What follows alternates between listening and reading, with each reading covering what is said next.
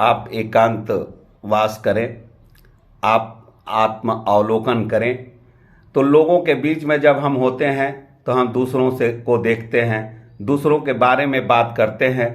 जब हम स्वयं एकांत में होंगे तो हम अपने खुद पर ज़्यादा ध्यान देंगे, खुद से बात करेंगे, और खुद से बात करेंगे तो हमारे अंदर जो अच्छाई हैं, बुराई हैं, जब हम दूसरे से बात करते हैं तभी हमको पता चलता है कि उसके अंदर क्या अच्छाई है, क्या बुराई है।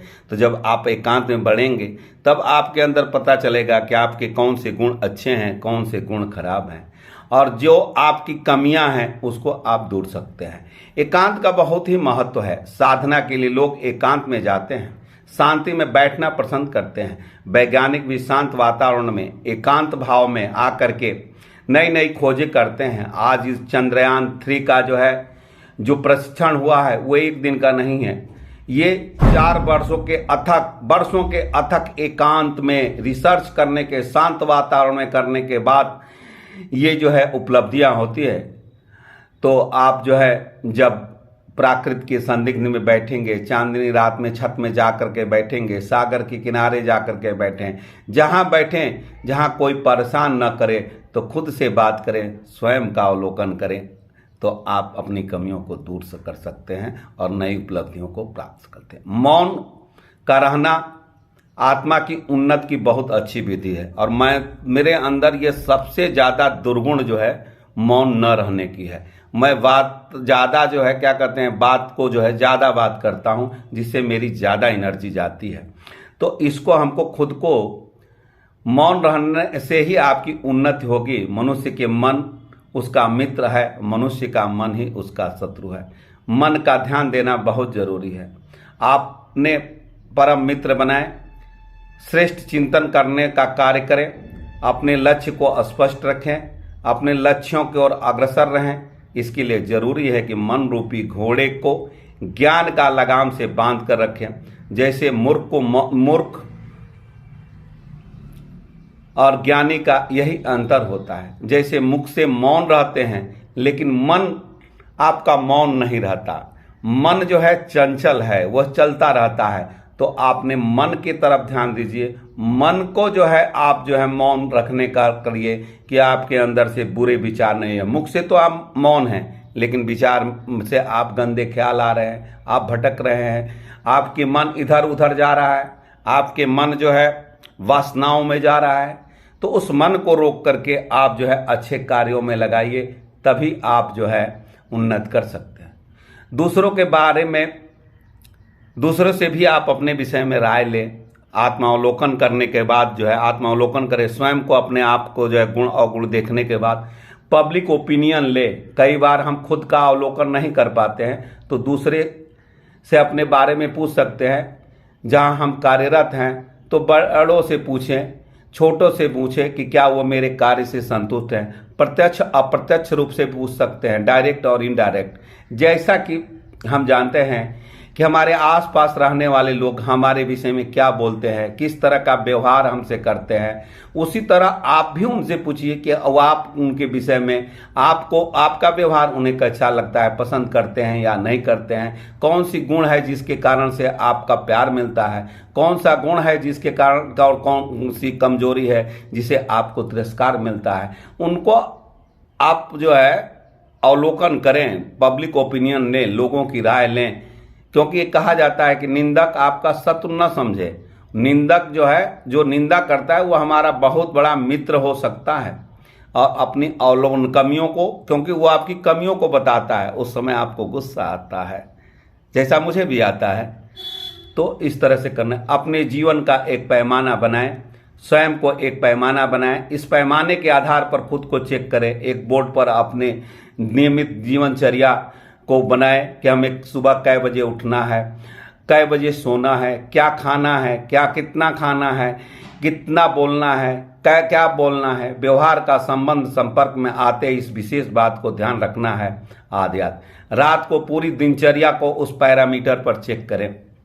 आप अपने जीवन में योग भी ला सकते हैं। योग से आत्म अवलोकन का बहुत ही सुंदर तरीका है। राजयोग के द्वारा हम अपनी आत्मा और शरीर को चलाने वाली शक्ति है।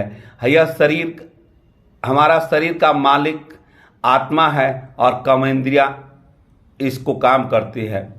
हम अपने मन बुद्धि संस्कार के मालिक हैं। मैं आत्मा कर्म करावनहार हूँ, जो कर्मेंद्रियों से कर्म कराता हूँ। जो आत्मा को मालिक बन अपने हर कार्य का अवलोकन करें। तो अगर आत्मबल आपका बढ़ेगा, कोई भी कार्य करने से पहले उसके आदि अंत और मध्य के विषय में अगर आप पहले से जान लेंगे तो निश्चित रूप से वह कार्य गलत नहीं होगा और वह कार्य सफल होगा। तो क्या लेकर आए थे जग में, क्या लेकर जाओगे? जीवन जीना चूक गए अगर तुम, तो क्या मुस्कुराओगे? जो कुछ पाया पाया जग से, जग में ही रह जाएगा। नेक काम करो यहाँ, जग उसका यश गाएगा। अंत से निर्देश प्राप्त कर अंतःकरण से अपना काम किए जाओ। बाधा को बाधा मत मानो, मुसीबतों में मुस्कुराए जाओ। लोभ मोह से बचो हमेशा, सतपथ पर सदा चलो। दायित्वों का करो निर्वाहन, फौरन दुविधा से निकलो। है मुस्कान मनुज की शोभा, चिरानंद प्रदाती है। मुख में छवि देती है, निःशुल्क विधाती है। जो इसको धारण करता मीत बनाता जाता है, सारा जग उसका गुणगान गाता जाता है। मुस्कान मनुज की ऐसी विधि है, जो नहीं हाट में मिलती, छीनी न जा सकती। तो आनंद का पल हर समय आए तो मुस्कराइए और अपने आप को विपत्ति में भी संयम तरीके से रहते हुए अपने कार्य को कीजिए। मुस्कराने से आपके अधिक, जिसे हम कहते हैं पॉजिटिव एटीट्यूड्स, पॉजिटिव सोच ही आपको जो है पॉजिटिव एक्शन देगी। तो आइए हम अपने जीवन में दूसरों के प्रति शुभ भावना, शुभकामना, अपनों के प्रति, भगवान के प्रति हम समर्पित करके सुबह शाम जो है भगवान की को याद करते हुए अपने कार्यों को करें। और जीवन के उतराव चढ़ाव तो आएंगे। यह जीवन जो है उतराव और चढ़ाव का है। इस उतराव चढ़ाव को जो है सहन शक्ति के धूप और अंधेरा, दिन और रात, दुख सुख, जीवन मरण, जस अपजस, सब जो है आपके अपने कर्मों के अनुसार विधि की जो है ये बनाई हुई विधि है। तो इसी के अनुसार से इसमें जीवन यापन करना है। तो आइए हम अपना आत्म अवलोकन करें और समय रूपी संपत्ति को दूसरे में अपनी एनर्जी को वेस्ट न करें। ज़्यादा से जीवन के बाह्य परिस्थितियों को से हट करके हम आंतरिक परिस्थितियों पर, आंतरिक स्थिति पर जो है चिंतन करें, अपनी आत्म शक्तियों का विकास करें। हमें परम पिता परमात्मा का साथ लेना है। सर्वशक्तिमान परम पिता परमात्मा को जब अपने साथी बना लेंगे, आप सारथी बना लेंगे, जैसे कृष्ण को अर्जुन ने सारथी बना लिया तो महाभारत रूपी युद्ध को जीत गया। उसी तरह जब भगवान आपको के साथ होंगे तो आपके साथ हिम्मत, धीरज और विवेक हर परिस्थिति को पार करने के लिए अपने आप आ जाएगी। तो आवश्यकता है कि हम समझ करके कार्य करें, भगवान को अपने जीवन का मालिक बना दें तो हल्के हो जाएंगे, सहज हो जाएंगे और आनंदमय जीवन जिएंगे।